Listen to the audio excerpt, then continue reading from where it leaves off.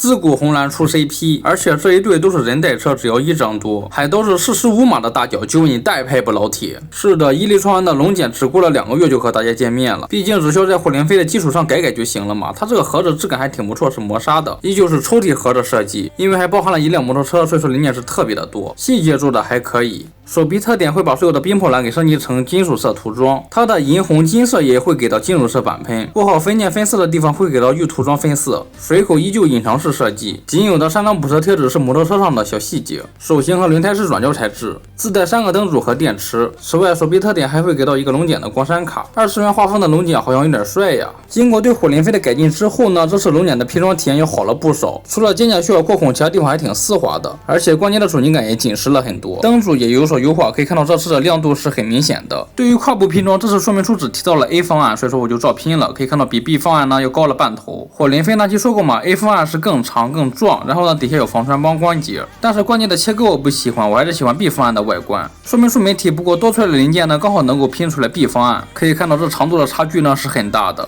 可动幅度可以放心是一样大的，就是没有防穿帮的话会感觉 B 方案缺一块。细节方面可以看到是龙元素的头盔嘛，出的造型是很锐利的，组合度比起火灵飞优化之后的效果呢，很明显可以看到这是头呢是没有缝隙了，之前火灵飞飞念的缝隙那叫一个大。单独异能锁的细节挺清楚的，里面还有一个实体，它的3个灯组都是磁控的，就靠它来点亮。之前火灵飞头盔上的麒麟眼呢是亮度不太明显，几乎看不到，这次呢可以看到2只眼睛呢都是挺明显了，胸口灯的效果也不错。灯组有3个模式，这点一下呢就变成闪烁，再点一下就会切换成呼吸灯模式，再点第4下呢就会关闭掉。除了头雕之外，身上的其他装甲部分呢就没有什么龙的元素了。造型细节是做的不错，而且除了黑色之外呢，全都是给到了玉涂装分色。比起火灵飞，这次的漆面质感呢是有所变化的。可以看到它的红色装甲呢是高亮面的效果，而这次的龙茧呢是改成了磨砂的，都看不到补光灯的反光。你更喜欢哪一种质感呢？而黑色部分就是底翼嘛，在大腿的侧面能够看到龙鳞的细节，其他部分的底翼纹路呢是挺好看的，不过是通用的，和火灵飞的一模一样。装甲部分也有不少一样，比如说胳膊、膝盖以下的装甲除了脚背，可以看到火灵飞的多了一些褶皱细节，虽然长得一样，不过这次龙茧既然水口优化了，可以看到火灵飞的外露水口呢，这次龙茧有部分不见了，这2者的胸肩腰胯呢就是完全不同的造型了。底翼部分的差别主要就是大腿侧面嘛，龙和麒麟都有鳞片，而龙茧呢它只是在大腿的顶部有一些。可动方面毕竟是同素体嘛，所以说和火灵飞的一样，不用多赘述。这次手感紧实了很多，手感不错，也就是在于腰部呢是有些松。此外，大腿的装甲容易往下掉，这一点还是挺影响把玩的，建议粘上。这样的话就不能够替换胯部了，需要考虑一下。配件方面除了摩托车之外，就是和火灵飞一样的5对同款手型，而且这次依旧是只有1对手背甲需要进行替换。它和火灵飞一样没有给特效件，有些可惜。而这个盖板的背面呢，就当它是特效件好了，个头很大一个，气势倒是挺足的。摩托车的话分件比主体更多，但拼装的时间更短，因为它的分件都是比较大块的，拼起来很简单。拼车头的时候注意一下，分件很尖锐，不要扎到手。这是车头灯组的结构有所变化，比较容易打开了，这样离眼睛更远了，灯效呢也就更暗淡了。当然所有的灯都是3种模式，这次车尾没有透明件了，而车背上的这一个呢，灯组的位置是给你预留出来了，不过说明书没有提到，也就是说这次和火灵飞一样的备用方案呢都是没有提到的。这是因为有很多玩家嫌火灵飞的说明书有各种方案太混乱了，就只保留了最优解，对新手来说呢还是比较友好的。这也没办法嘛，上次火灵飞的评测键有很多人他是直接按说明书顺序拼的嘛，这里安了灯组之后再拼车头的时候